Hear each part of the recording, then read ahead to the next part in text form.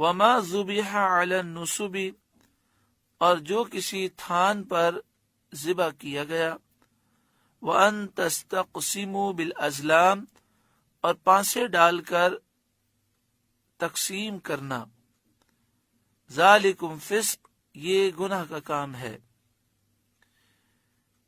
اس آیت کریمہ میں جو کچھ بیان کیا گیا اس کی تفصیل یہ ہے کہ پیچھے یہ بیان ہوا تھا کہ احلت لکم بہیمۃ الانعام، تمہارے لیے بے زبان مویشی حلال ہوئے، الا ما یتلی علیکم، مگر وہ جو آگے تمہیں بیان کیا جائے گا۔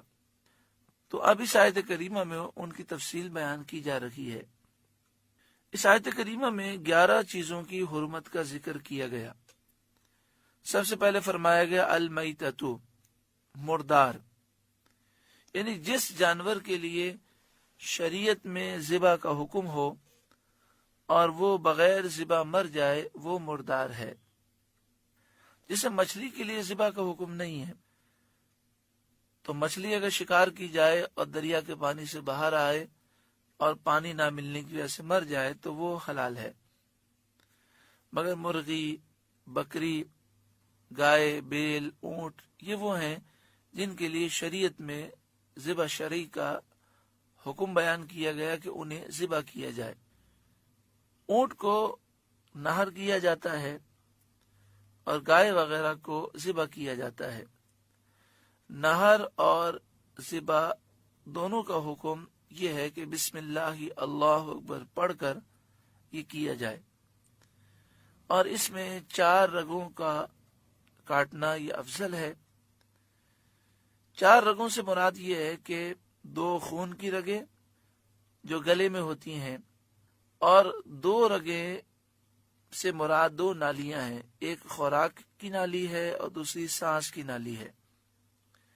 اگر 4 رگوں کا اکثر حصہ کٹ جائے تو بھی جانور حلال ہے، اور اگر 3 رگیں کٹ جائے تو بھی جانور حلال ہے، اور 4 کٹ جائے تو یہ افضل ہے، اور اگر 2 رگیں کٹیں تو اس صورت میں جانور حرام ہو جائے گا۔ اور بسم اللہ اللہ اکبر پڑھنا بھی ضروری ہے۔ اگر اللہ کا نام لینا بھول گیا تو معاف ہے، لیکن یاد ہونے کے باوجود اگر اس نے اللہ کا نام نہ لیا تو پھر جانور حرام ہو جائے گا، مردار ہو جائے گا۔ بعض اوقات ایسا بھی ہوتا ہے کہ اللہ کا نام لینا یاد ہوتا ہے، لیکن انسان یہ سوچتا ہے کہ فلاں شخص نے پڑھ لیا، مجھے پڑھنے کی کیا ضرورت ہے۔ تو یہ بات یاد رکھے کہ جتنے ہاتھ چھری پر ہوں اور سب مل کر گردن ذبح کر رکھے ہیں تو سب کا اللہ کا نام لینا ضروری ہے۔ بعض اوقات ایسا ہوتا ہے کہ قربانی کے موقع پر جو حاجی صاحب ہوتے ہیں، جو سیٹھ صاحب ہوتے ہیں، جن کی گائے ہوتی ہے، وہ برکت کے لیے ہاتھ رکھتے ہیں اور ذبح کرنے کی کوشش کرتے ہیں، بسم اللہ اللہ اکبر بھی پڑھتے ہیں، لیکن وہ ابھی ایک رگ بھی نہیں کاٹ پاتے کہ چھری ہاتھ سے گر جاتی ہے، اور پھر کسائی اسے پکڑ کر 4 رگیں کاٹ دیتا ہے۔ اب مسئلہ یہ کہ اگر کسائی کو یاد تھا کہ بسم اللہ اللہ اکبر پڑھنا چاہیے، لیکن یہ خیال کر کے اس نے چھوڑ دیا کہ حاجی صاحب نے تو پڑھ لیا، مجھے کیا ضرورت ہے، تو اس صورت میں جانور مردار ہو جائے گا۔ اس طرح کے اور بے شمار مسائل ہیں۔ بعض اوقات ذبح کرنے والے کے منہ میں پان ہوتا ہے اور وہ اس وجہ سے یا تو پڑھتا نہیں ہے یا پھر دل میں پڑھ لیتا ہے۔ اتنی آواز سے پڑھنا ضروری ہے کہ اس کے کان خود سن لیں۔ اللہ تبارک و تعالی ہر ایک کو عقل سلیم عطا فرمائے اور ان مسائل پر عمل کرنے کی توفیق عطا فرمائے۔ آگے فرمایا وَالدَّمُ، دوسری وہ چیز جو حرام کی گئی، وَالدَّمُ فرمایا گیا یعنی بہنے والا خون۔ وہ خون جو رگوں میں بہتا ہے وہ خون حرام ہے۔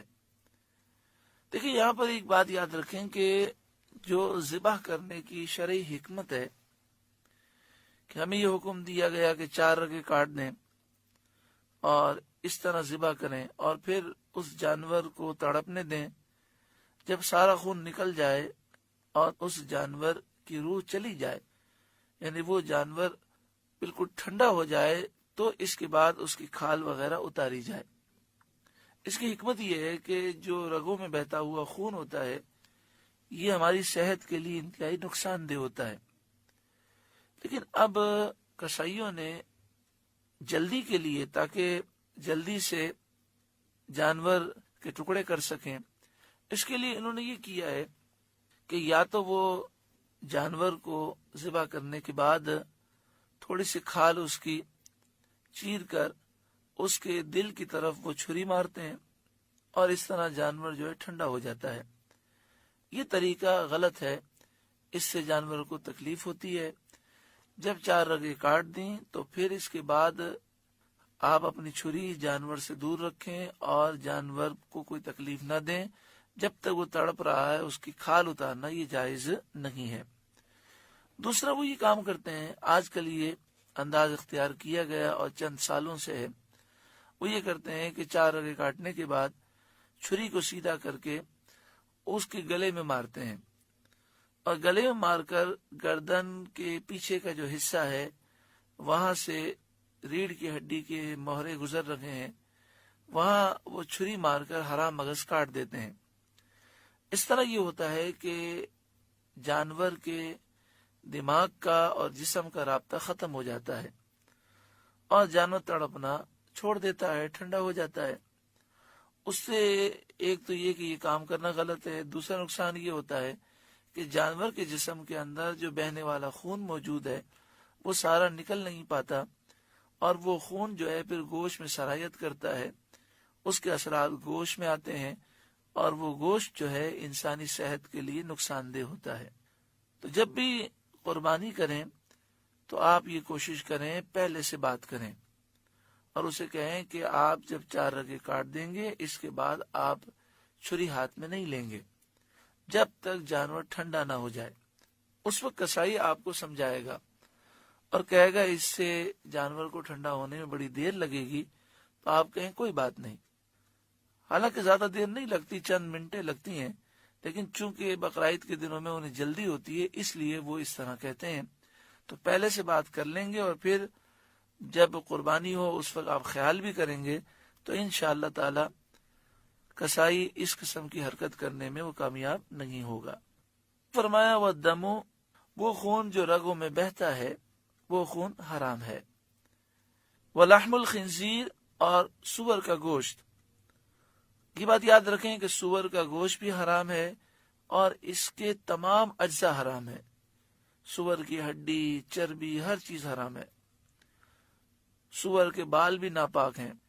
وَمَا أُهِلَّ لِغَيْرِ اللَّهِ بِهِ، اور وہ جس کے ذبح میں غیر اللہ کا نام پکارا گیا، یعنی وہ جانور جس کے ذبح کے وقت غیر اللہ کا نام لیا گیا، جیسا کہ زمانے جاہلیت کے لوگ بتوں کے نام پر ذبح کرتے تھے، اور جس جانور کو ذبح تو صرف اللہ کے نام پر کیا گیا، یعنی ذبح کے وقت تو اللہ کا نام لیا گیا، لیکن ذبح سے پہلے اور ذبح کے بعد وہ غیر اللہ کی طرف منسوب رہا، وہ حرام نہیں۔ جیسے ذبح کرنے کے بعد عام طور پر ہم دعا پڑھتے ہیں اور ان لوگوں کے نام لیتے ہیں جن کی طرف سے قربانی ہوتی ہے، اسی طرح ذبح سے پہلے جیسے کہا جاتا ہے عبداللہ کی گائے، عقیقے کا بکرا، ولیمے کا جانور، یا وہ جانور جن سے اولیاء کی ارواح کو ثواب پہنچانا مقصود ہوتا ہے، ان کو جب ذبح کرتے ہیں تو بسم اللہ اللہ اکبر پڑھ کے ذبح کرتے ہیں، لیکن ذبح کرنے سے پہلے کہا جاتا ہے کہ یہ جانور فلاں ولی کے لیے ہے، ان کے ایصال ثواب کے لیے ہے، تو اس میں کوئی حرج نہیں ہے۔ ذبح کے وقت تو کسی دوسرے کا نام نہیں لیا جاتا، صرف اللہ کا نام لیا جاتا ہے، وہ حلال اور طیب ہے۔ اس آیت کریمہ میں صرف اسی کو حرام فرمایا گیا ہے جس کو ذبح کرتے وقت غیر اللہ کا نام لیا گیا ہو۔ جو بدعقیدہ لوگ ہیں وہ ذبح کی قید نہیں لگاتے، وہ آیت کے معنی میں غلطی کرتے ہیں۔ ان کا قول 1400 سال کی معتبر تفاسیر کے خلاف ہے۔ 1400 سال سے جتنی معتبر تفاسیر ہیں ان سب میں یہ بیان ہے کہ اس آیت سے مراد ہے ذبح کے وقت غیر اللہ کا نام لینا.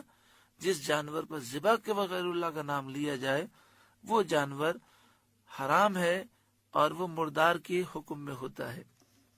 پانچواں یہاں پہ فرمایا گیا کہ وہ جانور جو گلا گھونٹ کر مارا گیا ہو، یعنی ذبح نہ کیا گیا ہو اور گلے میں رسی وغیرہ ڈال کر اس کا گلا گھونٹ دیا گیا ہو، تو وہ جانور حرام ہے، جس کے لیے قرآن پاک میں الفاظ ہیں والمنخنقہ. آگے فرمایا والموقوذہ، وہ جانور جو لاٹھی، پتھر، ڈھیلے، گولی وغیرہ سے مارا گیا ہو، یعنی ہر وہ چیز جس میں دھار نہیں ہوتی، جیسے لاٹھی میں، پتھر میں، ڈھیلے میں دھار نہیں ہے، چھری کی طرح اس میں دھار نہیں ہوتی. اسی طرح یہ مسئلہ بھی یاد رکھیں کہ ہمارے نزدیک گولی سے اگر کسی جانور کو مار دیا گیا یا چھرے سے مار دیا گیا تو وہ بھی حرام ہے. والموقوذہ، بے دھار کی چیز سے مارا ہوا.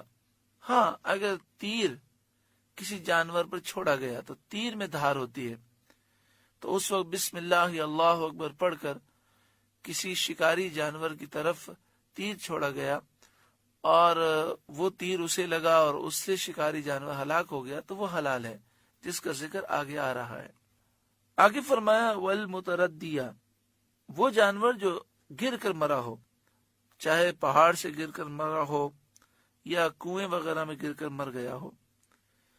والنطیحہ، وہ جانور جسے دوسرے جانور نے سینگ مارا ہو اور وہ اس کے صدمے سے مر گیا ہو.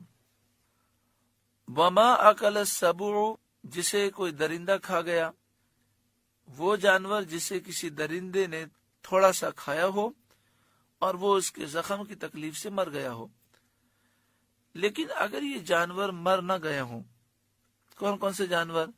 جس کا گلا گھونٹا گیا، جس پر گولی چلائی گئی یا لاٹھی یا پتھر پھینکے گئے، یا کوئی جانور کنویں میں گر گیا یا پہاڑ سے گر گیا، یا کسی جانور کو دوسرے جانور نے سینگ مارا ہو، یا کسی درندے نے اس پہ حملہ کیا ہو اور کچھ کھا لیا ہو. اگر یہ جانور ابھی مرے نہ ہوں اور ان واقعات کے بعد بھی وہ زندہ ہوں، پھر انہیں باقاعدہ بسم اللہ اللہ اکبر پڑھ کر ذبح کر لیا جائے تو وہ حلال ہے.